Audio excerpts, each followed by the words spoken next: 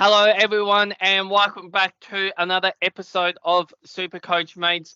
Well, round 15 is done and dusted, which means that finally, after a long, hard month, the buys are over, which means that we've obviously got all our sides back now, so we don't have to worry about bringing players on the bench, off the bench, unless, of course, you're carrying injured players. So the format of tonight's going to be much the same as it always is. We're going to do a couple of verses.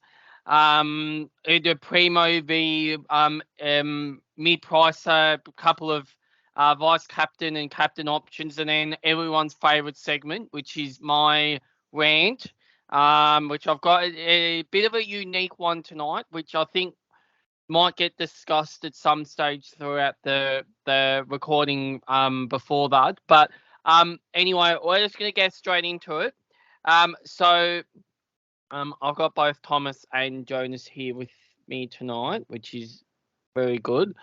So first topic of discussion tonight. So Angus Sheldrick and Jack Steele. So obviously Sheldrick is a rookie who's been scoring like a house on fire the last couple of... butt you in quickly. That's meant to say Mills. Oh, Mills, sorry. So a bit of a typo there. Callum Mills, sorry. So first game back from injury. And Jack Steele, who has been probably frustrating a lot of Supercoach owners, in particular our colleague here, Thomas, who has to watch him underperform every week being a St Kilda supporter. So I'm going to throw this one to Jonas because I feel like Thomas's answer is going to be biased. If you're picking between Mills or Jack Steele, which option are you going with, Jonas? I don't think in any world you can consider trading Jack Steele in. He looked half decent and couldn't even ton. And yeah, we've known what he's scored like in the past few weeks. So I'd probably be waiting a week on both of these and seeing how Mills goes in particular.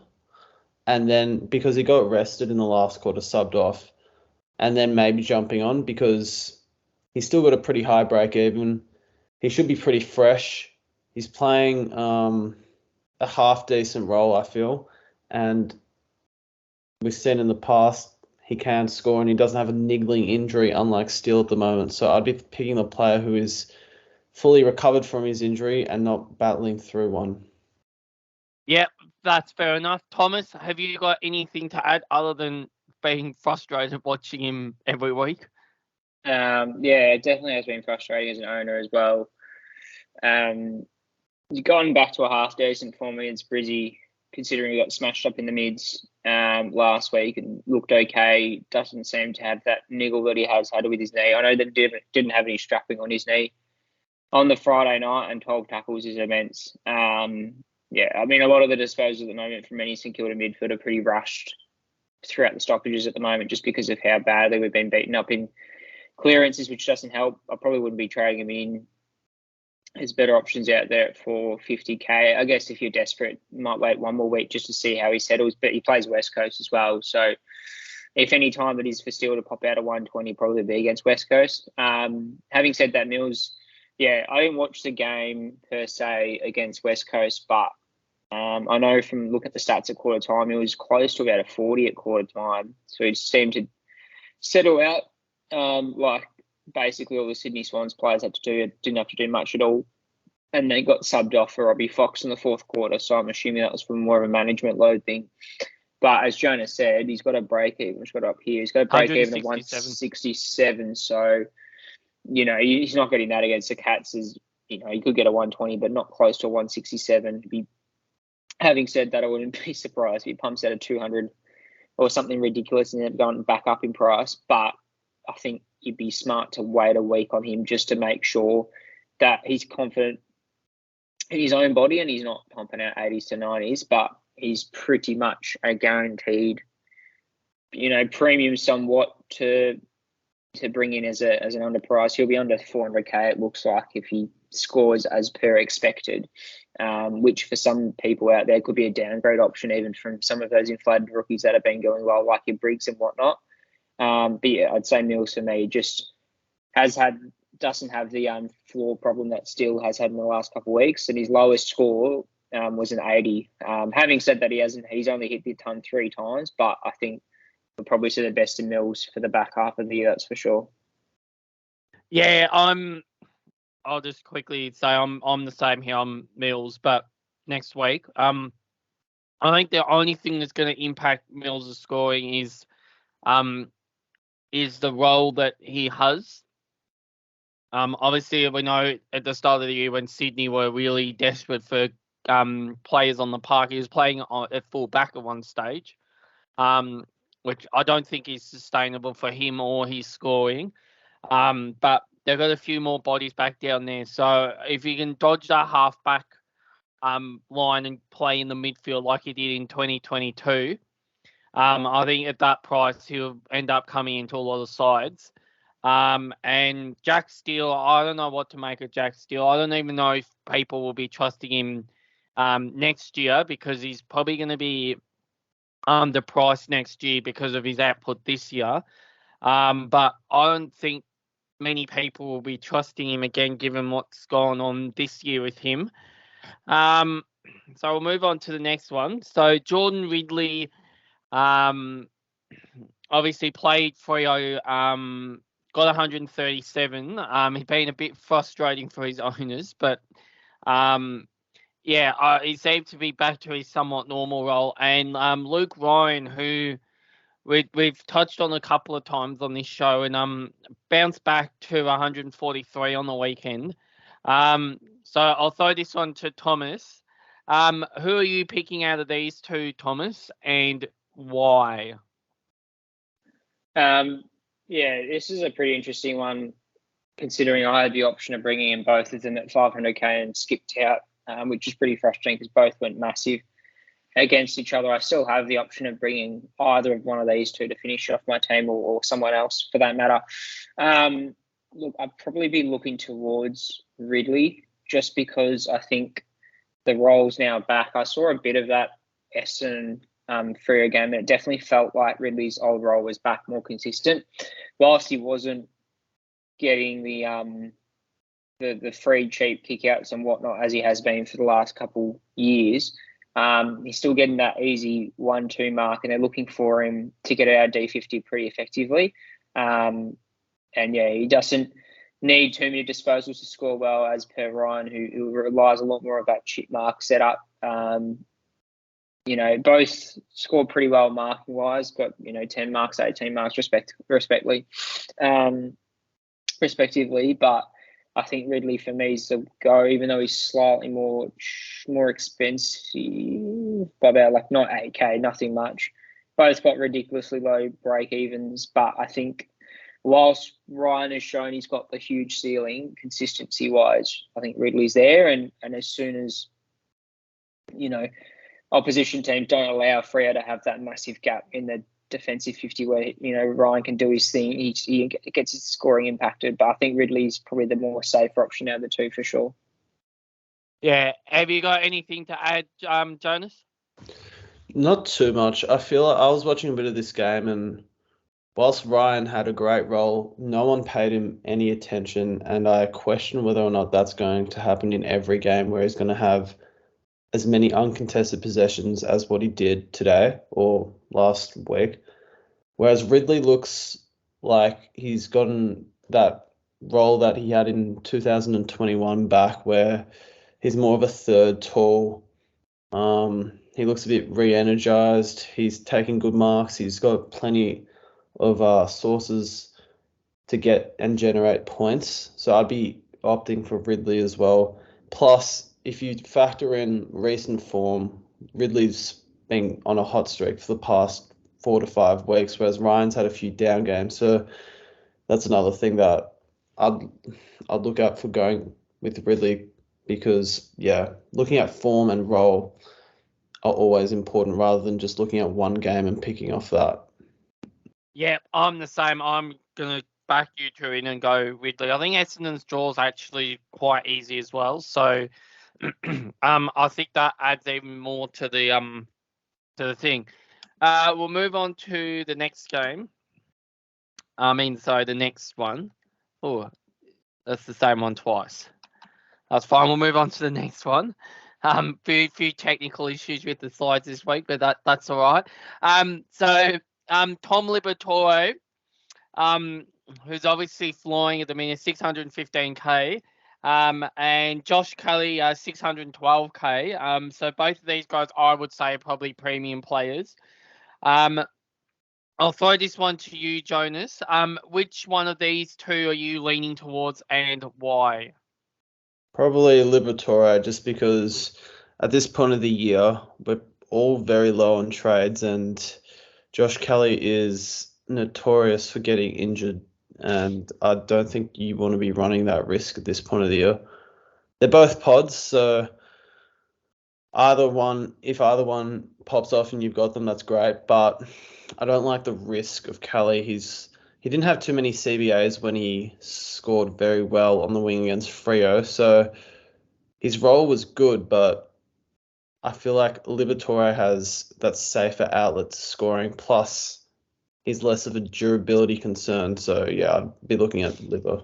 How about you, Tom? Yeah, I know that one of my mates who's ranked in the top 500 was a bit frustrated. He didn't jump on Kelly before his bye when he went gangbusters, but I think at this point of the year, I think if you got abundance of trades, it could well be worth risking it on Kelly because he's got the ceiling. Liber's definitely got the consistency in him. And he's, as we've said before on this podcast, that he's not one that is susceptible to a tag. He's, out of the three midfielders in McRae, Bont, even Bailey Smith, and Liber, he's at least one that's going to be tagged. Maybe some teams pay attention to him more now with how dominant he's been, but I think he's one that's less reliant on disposals and will get it through tackle pressure and things like that, whereas Kelly can be susceptible to a bit of a tag or a role change. But I think Jonas has nailed it on the head a little bit with regards to the pointing in the season. If Kelly gets another soft tissue injury, you've basically got to ship him off immediately. So I think Liber's safer in the consistency-wise. But having said that, I think this is dependent on how many trades you have, and if you've got an abundance of trades, I would be looking to get to Kelly because of the ceiling. Yeah, I'm gonna back Liber in as well with you guys. I just don't think I can quite get him this week. Which is the one trade I'd like to do is to get him in, but I just fall a little bit short. But if I can work out something else, I will try and get him in. But I think at this stage of the year, you can't be risking on a walking hospital, which unfortunately Kelly has been notorious for over the years. So I will go with Liber on this one. Moving on, so Himmelberg and Elliot Yeo. Obviously, both of these guys underpriced for their output. So Himmelberg, obviously, 396. I'm not sure what Yeo is, but I presume he's around the same. Which one of these two, Thomas, are you bringing in and why? Well, I'm in this position anyway with regards to finishing off my side. I have the option of finishing it with 3 trades left to spare bar injury. If I go down the Himmelberg or Elliot Yeo route, or 2 if I decide to go a rookie and a Ridley option. It was frustrating because I could have got Yeo for 399k last week. Not considering how bad Bailey Humphrey could have gone. Thinking that Humphrey would have continually risen up a little bit more. But, yeah, it's a tough one. I think Yeo has definitely shown that even in a almost 200-point demolition job, he can still score, which is positive. And he plays us on the weekend, which I could see him easily scoring 100 purely based on the fact that our clearance work isn't the best. And whilst we might still have the dominance of the ball, Yeo's going to get enough of it against us. I can pretty much guarantee that unless we decide to shut him down, which would be unlikely. Having said that, he's obviously super injury prone. I don't know if you guys have watched much of him play in the last 4 weeks, but I know from what I've seen in patches, he's definitely looked a lot more confident in his body. And rather playing that half-back role or full-back role, he's definitely been throwing the mids, which shows that they're confident enough to play him there. With his body breaking down, having said that, there's still how many rounds left of footy? Still about 10 or 8 rounds of footy left. So it's a tough one. Himmelberg, I would probably lean towards justice. He's cheaper anyways, 50k cheaper. So you're saving yourself money there. You can reinvest elsewhere. And whilst he hasn't got a huge scores to justify, a good enough D6 role, I think it's potential there. Having said that, I don't think he's got, compared to last season when he got moved down there, I don't think he's had enough of that freedom yet. And having said that, who they played before the bye? Let me just bring it up real quick. They played North, who they smashed up on a little bit. Actually, no, they played Freo before their bye, which they smashed up on about 70 points, and the ball barely went down Freo's half end of the ground. So you can understand why it doesn't score too well. And I think North have a history of negating defenders pretty well. Because Himmelberg was the highest scoring, other than Lockie Ash, he was the highest scoring defender otherwise. So, yeah, a bit of a tough one, but I'd probably lean towards Himmelberg just because of less of an injury risk and he's 50k cheaper. Yeah, Jonas, are you the same? Yeah, pretty much. I think Yoba is far too risky. Probably the most injury-prone player in the game who is currently on the park. So I don't think with, 9 weeks to go, he's going to play all 9 rounds. So can't be picking Yo.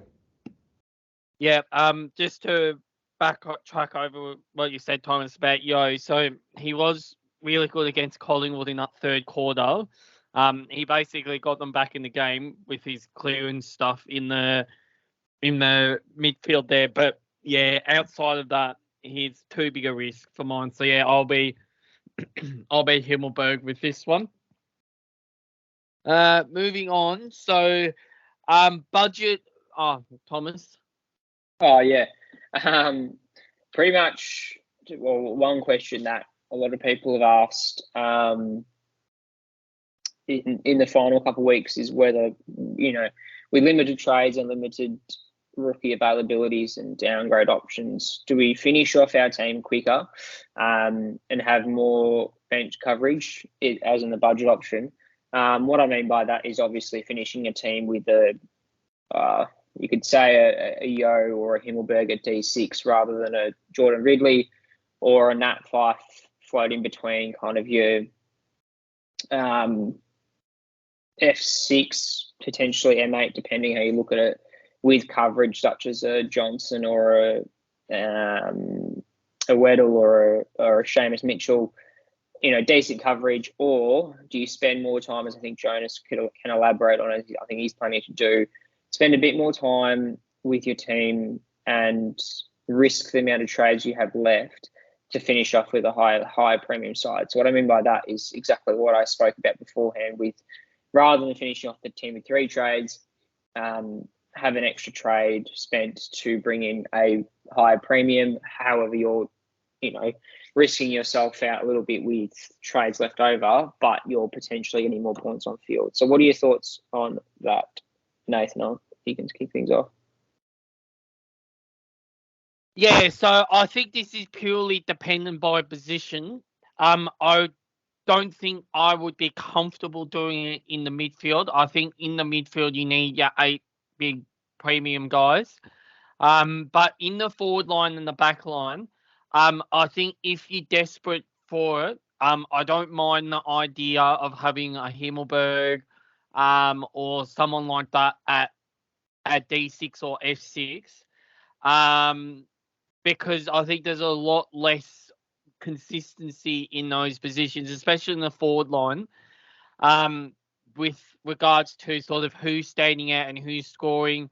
I mean, I was only about 2 months ago, I was big on Jeremy Cameron, and he's fallen off a cliff and obviously got knocked out on the weekend. So, yeah, I think this is purely dependent on your on the position in your side. I don't think you could do it in the midfield. I think it's too big a risk. I think you need the 8 big guys in the midfield. But if you're short I think you can go down the budget option if there's a position, which this year is a forward line where the premiums are a little bit iffy and a little bit flaky. And if you're comfortable backing someone, say like a Humphrey, although he scored like 20 on the weekend, or a Taron Thomas or a Nat Fyfe or someone like that, and just hoping that they can, keep up a 90 scoring, I definitely think that is an option that you can undertake. But I would try and exhaust the other option, which is to go full proper 6, 6, and 8 first, before you consider doing that. Yeah, that's fair enough. Jonas, what are your thoughts on what Nathan said? Obviously, you're in a different position where I know we've spoken off air a little bit about making sure that overall aside, you're putting yourself in your best position for league finals and things like that to ensure that you've got the top end quality down the pointy end of the season. Yeah, if you're gunning for rank, you got to get as many rookies off the field as possible. But in saying that, if you're bringing in these speculative picks who then break down and then you've got no trades left, you're burning yourself with points come the back end of the year.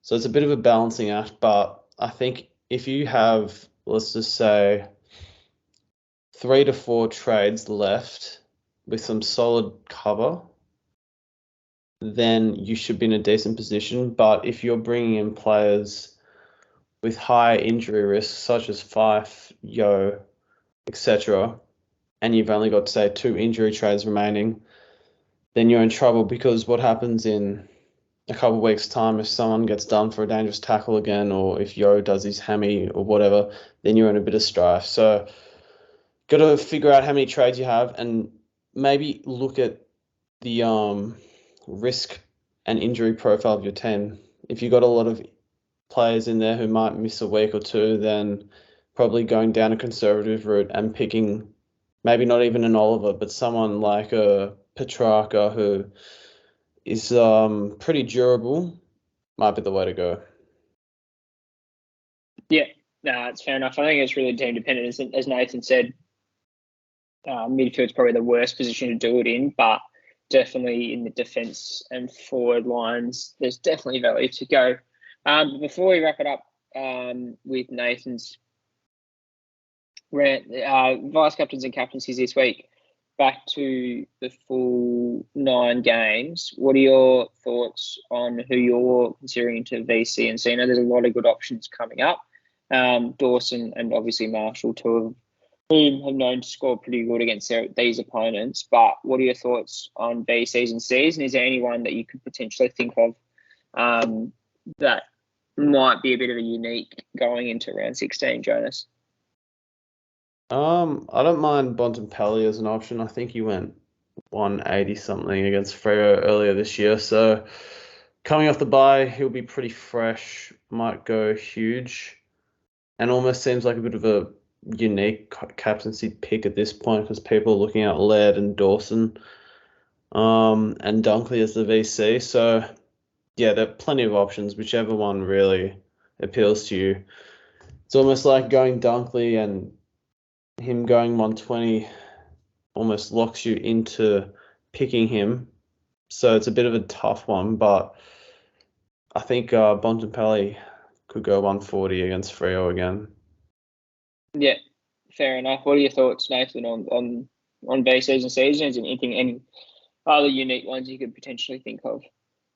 Yeah, well, I've actually got the captaincy on Rowan Marshall at the minute, given the fact that I don't know who West Coast are going to have in their ruck thing, and I can see St Kilda really getting on top in the clearances. And the vice captain, leaving the vice captain decision till later on in the week. At the minute, I've currently got it on Josh Dunkley.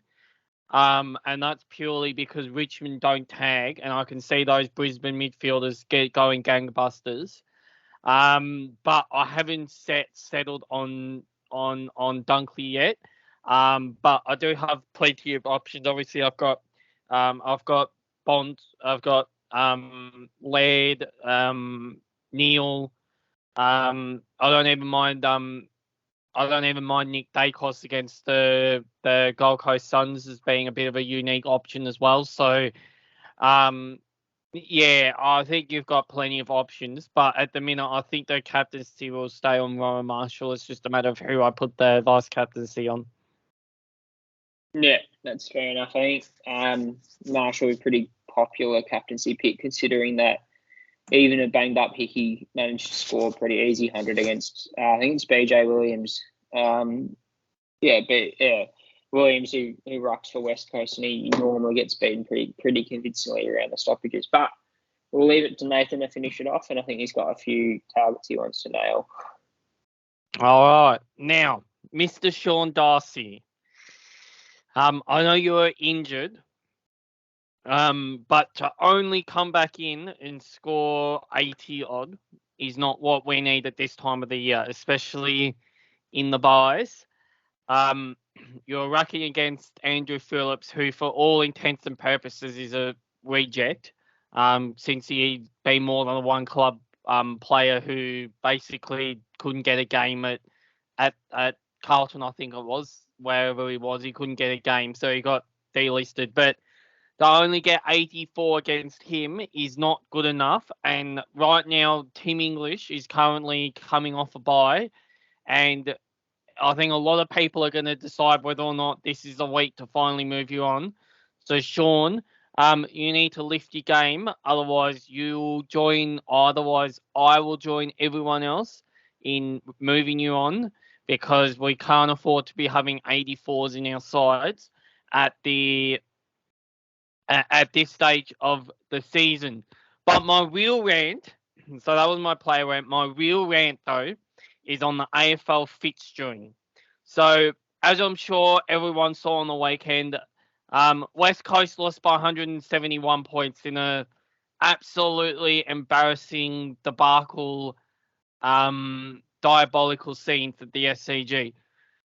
So, right now, all of the sides that have West Coast later on in the year are right now at an advantage compared to all the other clubs who don't play West Coast again. So if I have a look through the West Coast draw for the rest of the year, they've got St Kilda, Brisbane, Richmond, Carlton, North Melbourne, Essendon, Fremantle, the Bulldogs, and they finish off with Adelaide.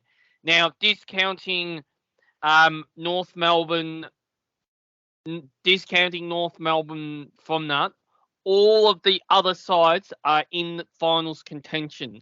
And right now, the side that is most disadvantaged by this is the Geelong Cats, and that's purely because they don't play West Coast again. Now, I don't know in 2023 how that can possibly be in any consideration when the AFL have tried all they can to have this equalisation where pretty much all the sides, give or take, are roughly within, a reasonable margin of each other.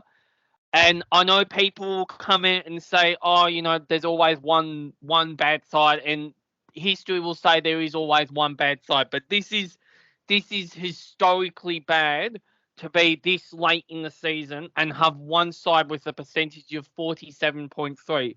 By comparison, the GWS Giants in their first year, who are basically a bunch full of 18-year-old kids who were living it up, their percentage at the end of the season was, their percentage at this stage was 43%, and at the end of the year, it was 46.2%. And that was a side that was in their first year and had a bunch of kids running around. So right now, if I am Geelong, basically that means that Geelong will need to pretty much win just about all of their games, given that basically everyone else around them is going to get a percentage booster by playing the West Coast Eagles. And I just don't see in 2023 how you can have that scenario where one side is that diabolically bad that all the other sides around them or in the hunt for the finals can just basically have a free win, a free percentage booster. Because Sydney's percentage, they jumped up by 23% on the weekend, and they went from being about a mid-table scoring side to right up in the top 6 for scoring, which should not be happening because they are currently 13th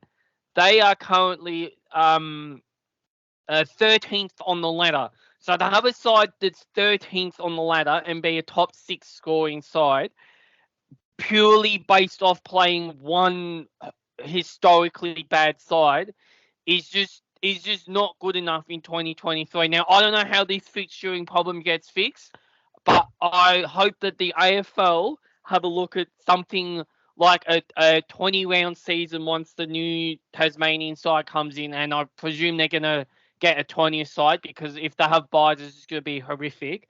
But they need to have a serious good look at how they're doing the fixturing because it's basically put all the sides at a competitive advantage by having by playing West Coast again, or in this case for the first time, at this stage of the year when they're basically already packed their bags and said we've had enough of this year. So Adelaide in round 24 play West Coast. So Adelaide theoretically will probably go into that game and they'll probably win by a decent margin. So they could actually be a game outside the 8 and get into the top 8, and that's purely because they've beaten up on West Coast, who at that stage will probably have no players left because they're all getting injured.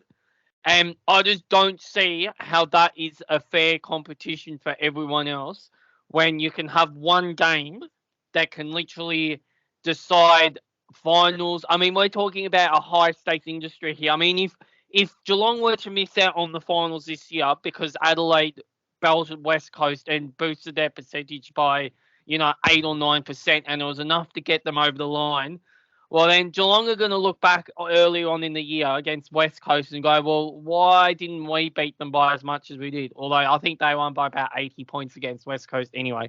But my main point is that you can't be having this situation where sides are getting favoured and compromised based on playing one side in an even competition.